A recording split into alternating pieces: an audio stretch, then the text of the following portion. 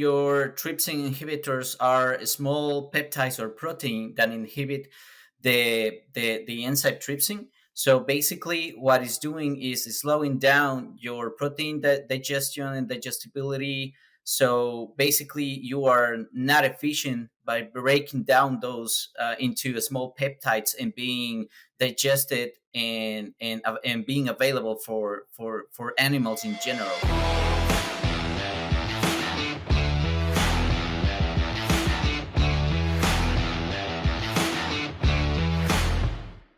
Welcome to the Swine Nutrition Blackbelt Podcast, the latest swine nutrition research digested for you. I'm your host, 𝗨𝗪𝗀𝗃𝗃, and today we have with us Dr. 𝗟𝗵𝘁𝗀𝗃 𝗵𝗀, a swine nutritionist for Smithfield Foods. So before we get started, would you mind giving the audience a short introduction about yourself? Sure, Clayton. Thank you very much for the introduction, and thank you for having me and to be part of this episode. So I'm Ecuadorian. I'm from Ecuador. I did my undergrad there. And after that, I had opportunity to work with the biggest animal nutrition company in Ecuador for about 4 years. And after that, around 2015, I came to the US to um, get my master's and later get a PhD in animal and poultry science and also a PhD in nutrition. And about January 2020, I had this amazing opportunity of joining the Smithfield team. 𝗬𝗏 calls all swine experts. You already know the key to a profitable swine operation is healthy, productive pigs. Our team of swine experts are driven by curiosity to create science-backed ingredients and solutions that help you maintain feed and water quality, improve intestinal health, optimize nutrition, and eliminate pathogens. Learn more today by diving in at 𝗬𝗏.com/swine. Awesome. So let's talk about a little bit of the work you've done there at Smithfield. I've seen that you've done some work in studying trypsin inhibitors and soybean meal and kind of their effect on pigs. So I guess to start, what are trypsin inhibitors, and then what have you guys seen in some of your studies? Yeah, so basically, your trypsin inhibitors are small peptides or protein that inhibit the enzyme trypsin. So basically, what it's doing is slowing down your protein digestion and digestibility. So basically, you are not efficient by breaking down those into small peptides and being digested and being available for animals in general. So that's where the importance of these trypsin inhibitors, why they are so important for on that perspective of animal nutrition, right? Because you're being less efficient, you can impair growth rate, you can impair pancreatic activity because of that.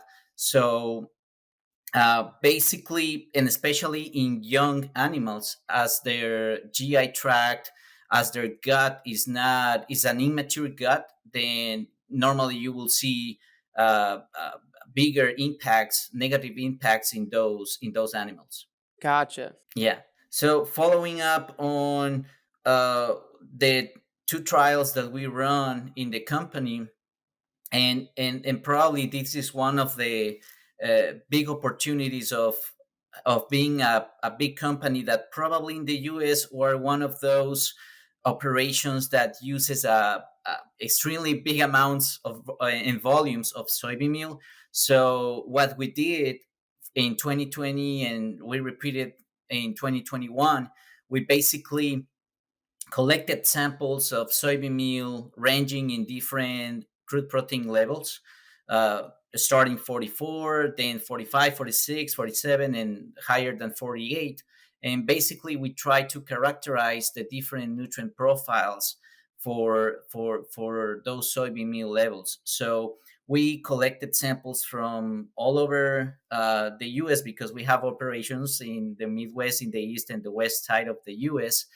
And we were working in parallel with a couple of companies that help us running these samples, and part of those analyses were also included the trypsin inhibitor analysis by wet chemistry and also by NIRs.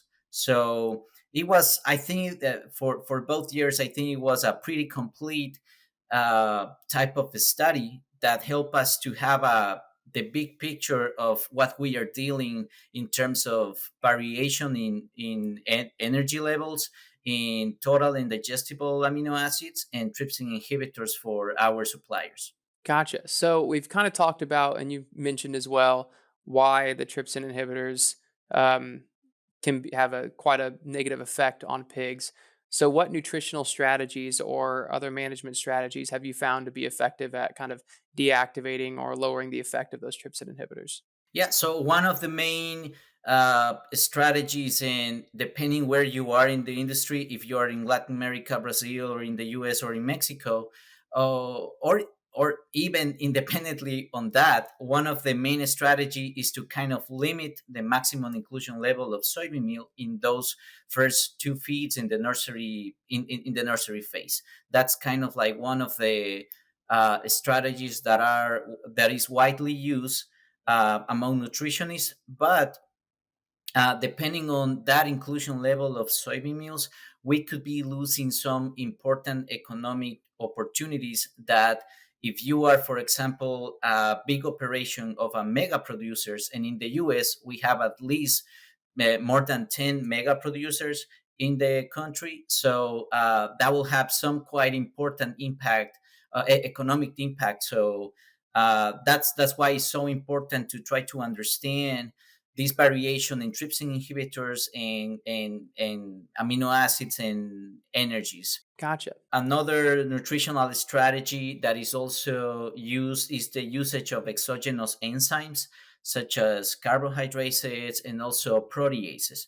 Yeah, so proteases have been recent published studies have shown that they can um, help to reduce the negative effects of trypsin inhibitors, and it will promote protein digestion and amino acid digestion, and therefore they will help with that feed efficiency in your animals, for especially in monogastric, if we are talking about a piglet or a chicken poultry. So And then also from kind of the work you guys did when you were measuring the trypsin inhibitor level um, in this soybean meal. How easy is it really to kind of measure that? Is it easy enough that you can do it fairly frequently and then see kind of be able, based on the level, know what amounts you can set your soybean meal to? Or is it kind of slow and cumbersome and um, not really quick and easy to do in a commercial setting? yeah, that's a great question, Clayton, because as long as I'm aware of, there are at least three different companies in the US that they already have those models, those predictions, and those models can be easily implemented in if these operations have, for example, NIR equipments, right? So it will depend the level of operation. It will depend how fast you are moving soybean meal in your at the feed mill. So that will it will depend basically on how fast you can react in terms of feed formulation or uh, getting samples and send those samples to an external lab as well and run it by wet chemistry. That's another strategy, but again, probably if you have this type of NAR equipment at your feed mill or at your lab, then probably that will be the a quicker response on your end if you would like to adjust your inclusion level of soybean meal. So one other question I had with trypsin inhibitor levels, have you guys seen any ranges based on region or continent that the soybean meal comes from? Yes, Clayton, that's a great question. So basically, within the US, the range that we identify of trypsin inhibitors activity was around from 1 to even up to 5 or 6 milligrams per grams of trypsin inhibitors activity. Normally, what is recommended to have in the finished feed is to have about no more than 1.25 trypsin inhibitors activity milligrams per gram in those first two nursery diets. So only there you already have a big variability, and depending where you're getting your soybean meal and your inclusion level of soybean meal, then you will have those that concentration in that first two nursery feeds. And when you compare with soybean meals from other origins, and by origins I'm going to talk about countries, then there's at least three published articles that compare total amino acids, energy levels, and trypsin inhibitors concentrations in soybean meal depending on the origin.